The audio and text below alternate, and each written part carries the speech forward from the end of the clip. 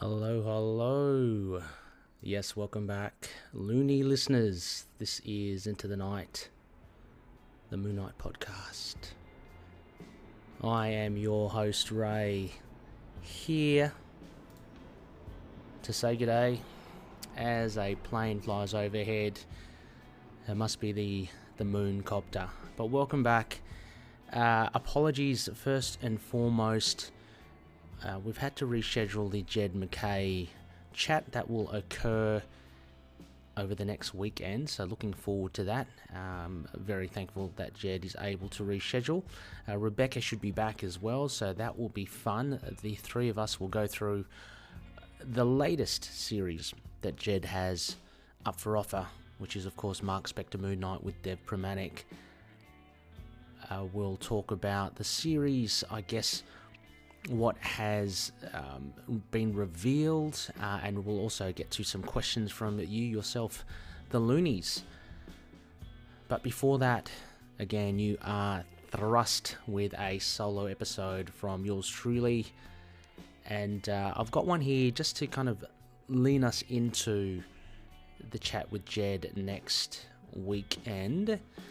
And so I've got an idle chat here, and it will be a bit of a spotlight, a bit of a deep dive into Raoul Bushman, who recently surfaced in Mark Spector Moon Knight. So yeah, thought I'd give you, for those that are unfamiliar, that are new to being Moon Knight fans, and you want to know more about Bushman, then hopefully this will help you. Look, I'm not going to go into an extensive, 2-hour long lecture on him, but I will try to cover the main points for you, and might pique your interest to catch him in other issues.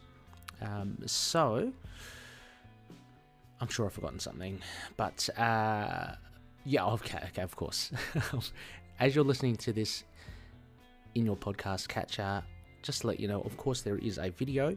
You can see me in my disheveled state, and I'll put up some visuals of Bushman as we journey through his run through Moon Knight lore, and then there was an absence with Jed MacKay's run as he built his world of Moon Knight, which we all know and love.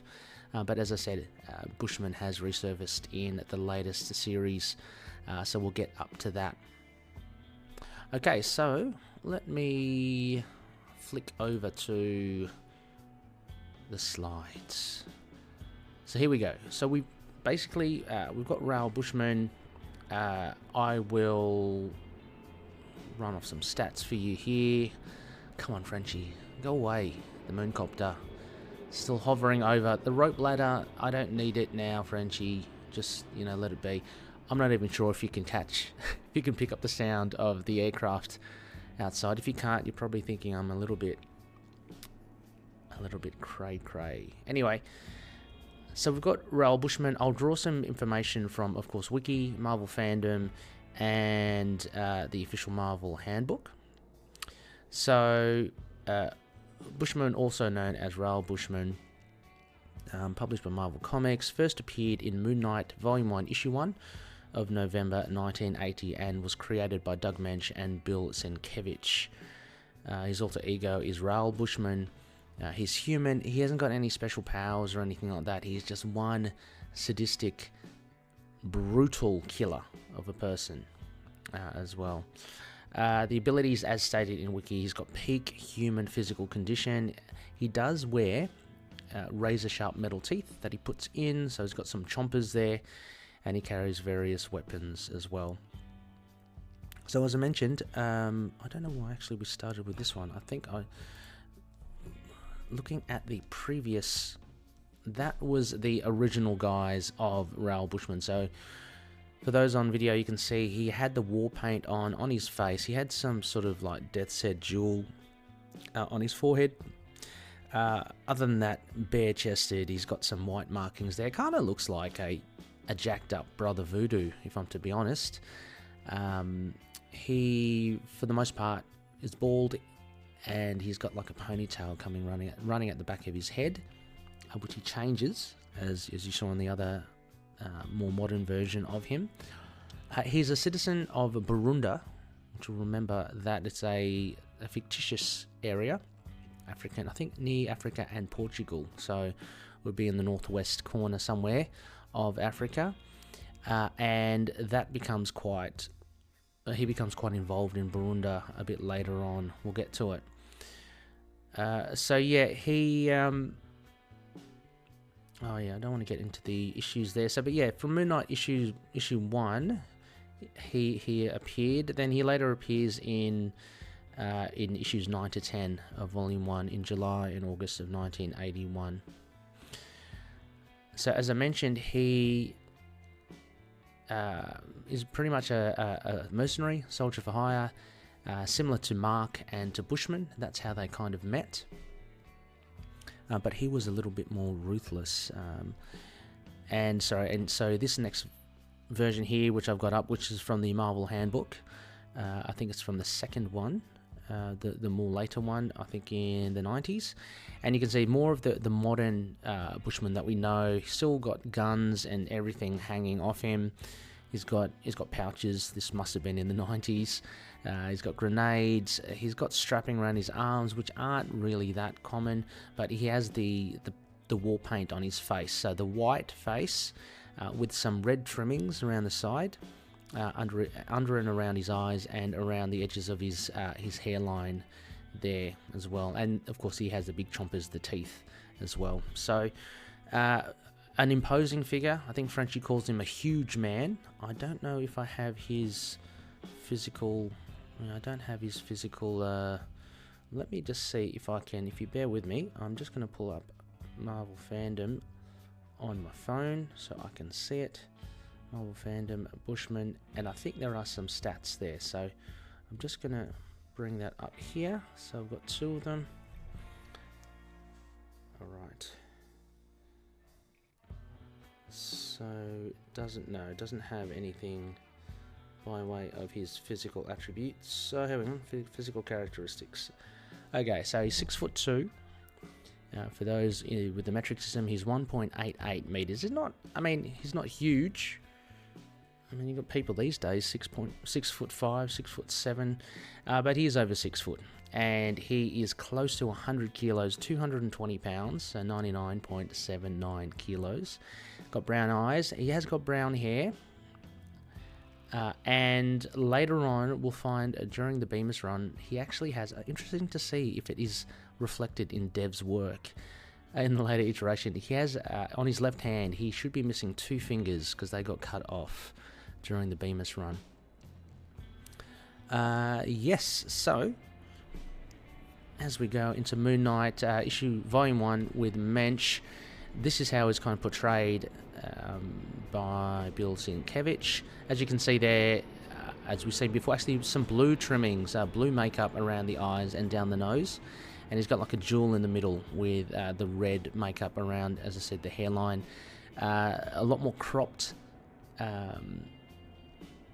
Actually, I should have gone back to say that very first image I had was not the first vision of Bushman. That was more from the Mark Spector era. We'll get to that later. That's in the early 90s.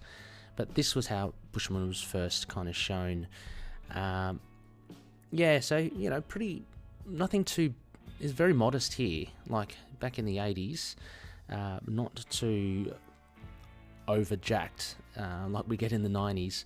But we have one of the main things that Bushman did, of course, basically instigated Mark Spector becoming Moon Knight. So there was a job that they had to do in Egypt. Marlene Alron and her dad, Peter, is it Peter? Peter's her brother.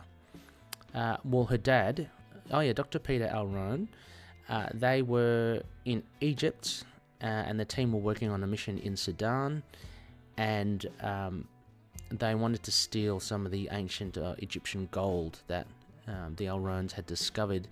So Mark, Frenchie, and Bushman, and I think some others who were part of the mercenary pack went over there. Bushman ends up, and it's shown here in this panel, it's almost as if, I think, he goes for the jugular. I mean, it's funny, in lore, Marlene's dad dies a couple of ways. In this way, I think Bushman chomps at his neck with his metal teeth.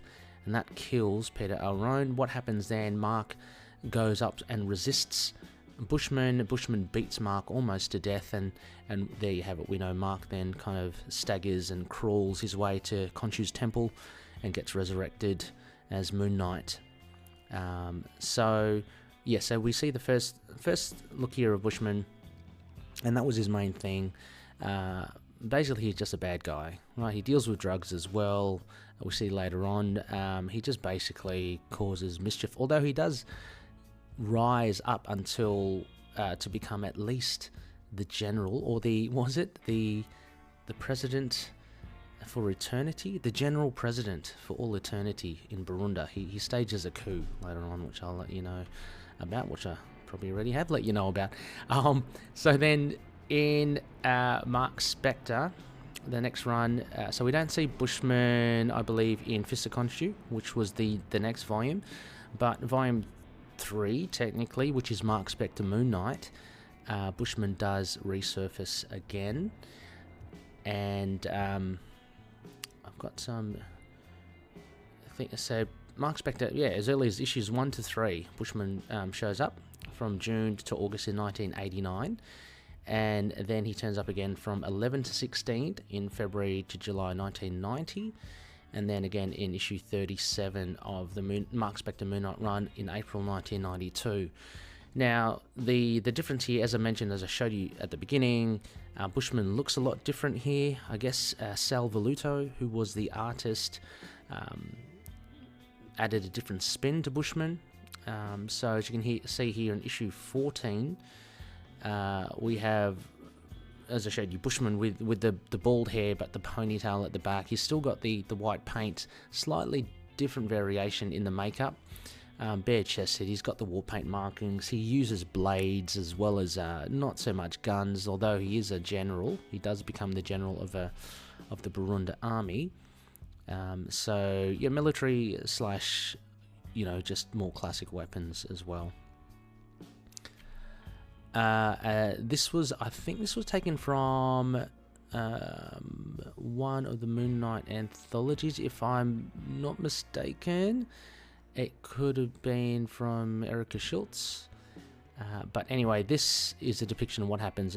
So Bushman does become, as I mentioned, the general of Barunda, and he leads the forces there, and then he stages a military coup and he becomes the general president for all eternity, or something like that. He gives himself that title. So he does, even in most ways, elevates himself up towards, so he's not just a brute. And I think that's what's really good about what Jed MacKay has done. I'm not sure entirely if it was spoken about earlier, but we have this brief history in the latest series of Mark Spector Moon Knight about Bushman being brought up in England, and then being subject to some discrimination there, kind of seeds of how he became to hate Europeans, and how he started his Death's Head war paint, which he used with chalk in a boarding school. So so in Mark Spector, Bushman faces off with Moon Knight. It actually goes into Mark Spector. There's the trial of Mark Spector, which is a really cool mini, like an arc that you should have a look at. I'm getting it kind of mixed up now. In that instance, Marlene and Frenchie come in and save Moon Knight, save Mark, which is really cool. She comes crashing through the jungle on a jeep, from memory, with Frenchie, and is able to kind of extradite Mark away from there. He does go on trial for his mercenary days, for some crimes that he did commit back in the day. And actually, I'm not sure if Bushman was still the general president of all eternity there or not, but it's in around that time. It's in the first half of the Mark Spector Moon Knight run, so in those first 30 issues somewhere that happens. Anyway, in Mark Spector Moon Knight does defeat Bushman, and that's kind of left at that. He doesn't kill him or anything. He just leaves him until we get to... Now, this is the more... a massive shift. And this is the start of, I think, the modern Moon Knight comics. I should also mention, in between that, though, Bushman does turn up in 1998's Moon Knight Resurrection War, issues 1, 3, and 4. So that was in 1998. And yeah, that included, that was basically because at the end of Mark Spector Moon Knight seemingly dies. He has this kind of virus, and he's resurrected in Resurrection War, so he's brought back, which was a really cool, fun run again by Doug Moench. Anyway, we shift to, I believe, like the first stage of Moon Knight's modern era, more so, which is in the 2006, I believe. And that is the Charlie Huston, David Finch run, largely regarded as the best run for Moon Knight. It does get dark here, so there's a lot of blood and gore, and for Bushman, it doesn't get any worse. So what happens here, Moon Knight confronts Bushman early on in the issue. They have a rooftop fight, and it is here that Moon Knight decides to get a crescent dart, or crescent moon, and he carves off the face of Bushman. That's right, he carves it off, and you see it for all its glory. There it is, leaves Bushman. Bushman is dead. He does kill him. Moon Knight, which again sets him apart from a lot of the other standard heroes, unless of course you include the likes of Punisher and Wolverine. He does kill Bushman, and he carves off the face right in front of the full moon. Moon Knight is severely injured there as well, so this kind of kicks off the whole run by Charlie Huston. His knees are gone. I think he falls a few stories from a building, damages his knees, but he does manage to kill Bushman in this instance. So the main part of this run, we do see a lot of Bushman in this run, but it's actually Moon Knight. It's actually Bushman / Khonshu. It's Moon Knight severely traumatized by what he did, by carving off Bushman's face, and you have throughout that series, and I think into the Benson run, which is kind of like the second half of the volume, you have Bushman haunting kind of Moon Knight. It's actually Khonshu as well. There's a little bit of both of Moon Knight's mind playing tricks on him, but also Khonshu. So he's almost like the devil on the shoulder, or the bad influence for Moon Knight. But you always see him in his gory visage, like he's got no face, always reminding Moon Knight that, you know, what he did, which was a very horrific thing. And you most often see him like without a face, just the goggly eyes and the teeth.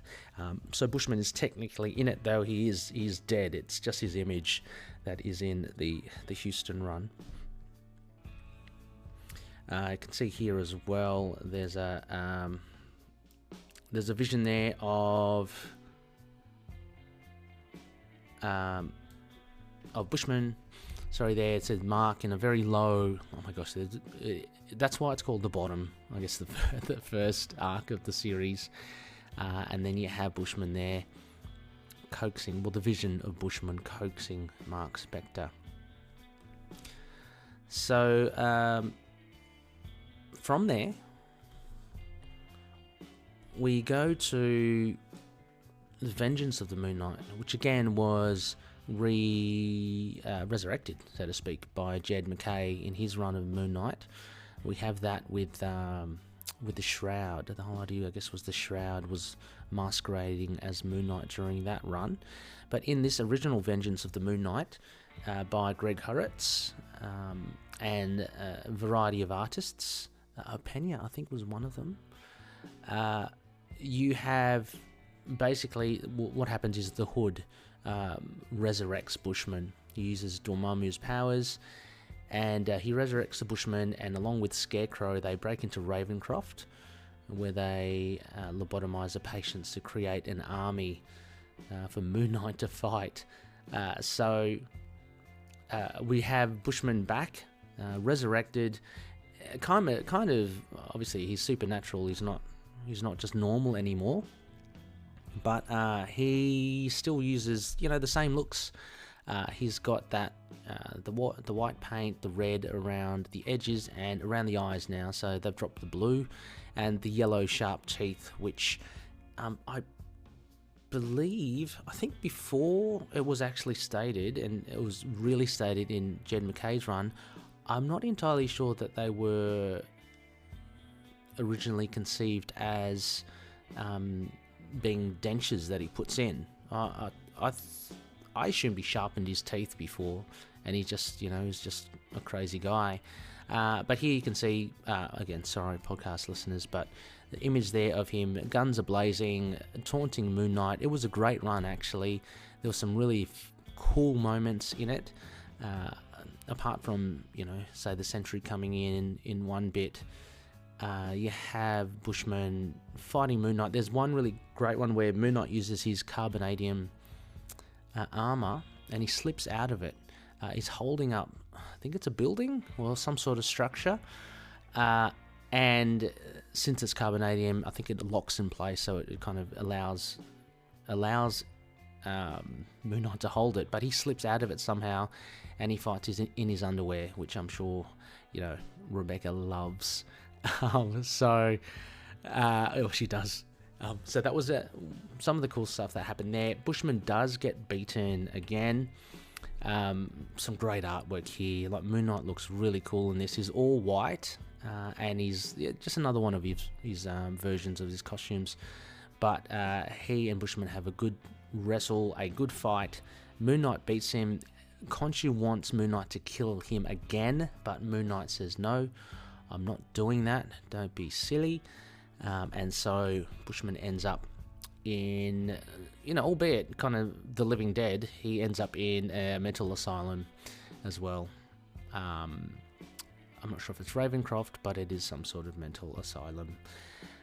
So that is Bushman during A Vengeance of the Moon Knight.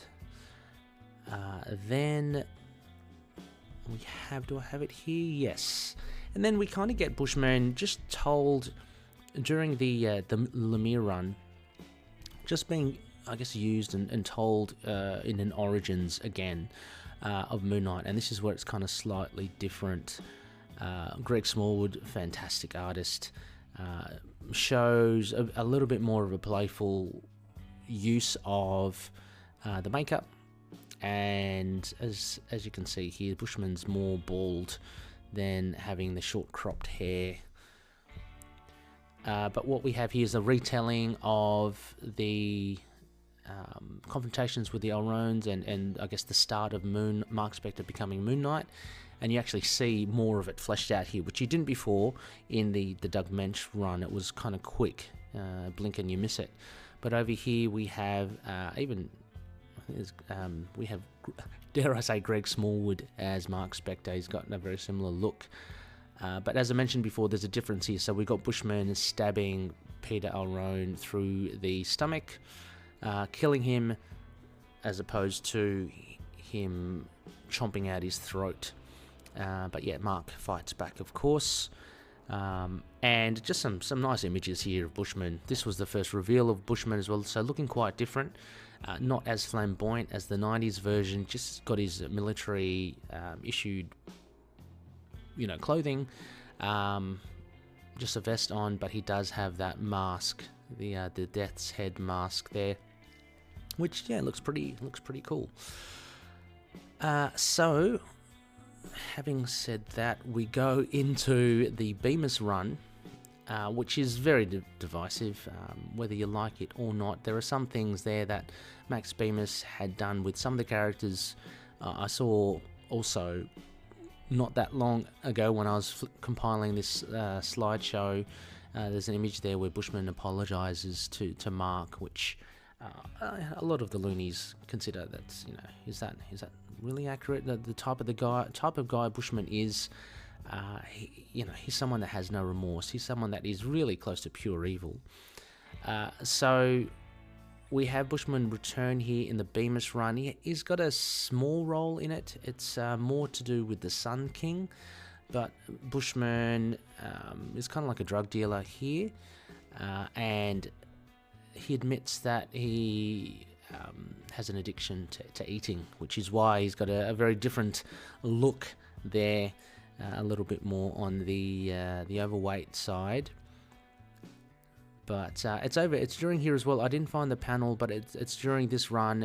It's just as I think they lure Mark onto the Isle of Ra, where he fights the Sun King eventually and kind of defeats him. But getting him on the boat, I think there's some confrontation with Bushman, and Moon Knight severs two of the fingers of Bushman's left hand. So the index and the middle finger are gone.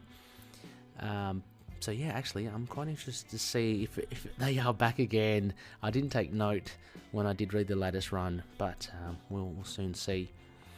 And that kind of leads us to here. So I can see the left hand. They are definitely there.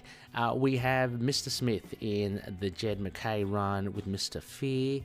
They've abducted Mark Spector. They put him in some sort of warehouse, pretending there's some sort of life that Mark leads, drugged him up, induced him with toxins, and Mr. Smith, as you know, spoilers everyone if you haven't read the first two issues of the latest run, Mr. Smith is Bushman, and he does talk about his upbringing, as I mentioned, in England, and how he got to the Death's Head mask, and a hatred, I guess, for Europeans. A racist bastard.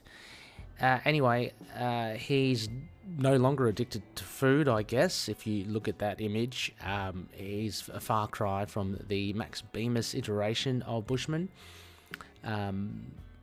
Possibly just a reset there by Jed MacKay. And what we have here, as you can see, he's totally jacked, and he's got all his fingers, but still looking no less scary. The artwork here from Dev is great. I love it. We've got the new look of Moon Knight, as you can see at the back, at the bottom there in the foreground, with the genius of Rochelle Rosenberg, just the illumination, and that's where we're at. And what we have is, for those, a little catch up for those who haven't read it and don't mind getting spoiled, Zodiac locks Bushman and Moon Knight in a room and pumps up the toxins that Mr. Fear has got going on in the ductwork, I guess, of the hangar, the warehouse, and Zodiac wants Moon Knight to cut off his face again. So we get to that point. It's an amazing run. I can't wait to talk more to Jed and to Dev later on about reintroducing Bushman. The latest series also frames almost like a search for Frenchie as well. So we've got some really cool classic characters coming back, or Jed is using them to establish this series. But it's very, very cool to see. So if you have any questions for Jed, just drop a line to us, of course. Let us know, and we'll get out there. We'll chat with Jed and ask him. Ask him your questions. I'd like to know. I mean, of course, he can't divulge too much into what's ahead, but yeah, you can ask him any questions you can think of. Rebecca and I will do so. So yeah, that about covers it for Bushman. That was a real quick kind of run through of Bushman. If you want to catch more of him, just again, look at the last two, the two recent issues of Mark Spector Moon Knight. I highly recommend the Jeff Lemire run anyway. Just go check that out for a bit of Bushman there. But you'd want to be checking Moon Knight from 2006 issues 2 and 3 of that moment. There's actually another one. I couldn't find the image of it, but it's during the Benson run later in that volume, where you actually have Mark Spector deciding, I don't know why, in the bathroom to put on Bushman's face, his skin over his own face, and Marlene catching him. Very awkward, creepy moment, but you know, it's what we all know and love about this Moon Knight's corner in the Marvel Universe. So anyway, that is it from me. Thank you for listening. Catch us next week when we have Jed MacKay. I can't wait. And as I said, get your questions in. But until then, may Khonshu watch over the denizens of the night. We'll catch you later.